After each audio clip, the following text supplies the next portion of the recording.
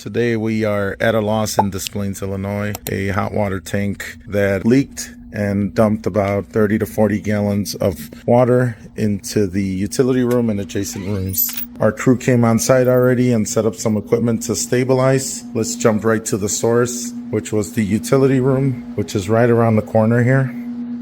So in this utility room, customer already had the hot water tank changed out. We have to perform a 2-foot flood cut perimeter floor in the room. Water leaked out and affected the back room.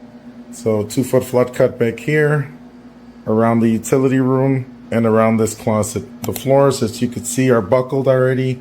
So this laminate floating floor is going to have to get removed. Water stopped just beyond the bottom of the cabinet, so we're going to remove some toe kicks and hopefully do not have to dismantle the kitchen for the customers. Floors have to come out. Drywall continues with a 2-foot flood cut around these two walls. It also affected slightly the dining room, so this wall gets a 2-foot flood cut. Floor is affected in this area, and it affected the living room. So on the other side of this wall here, we have our utility room.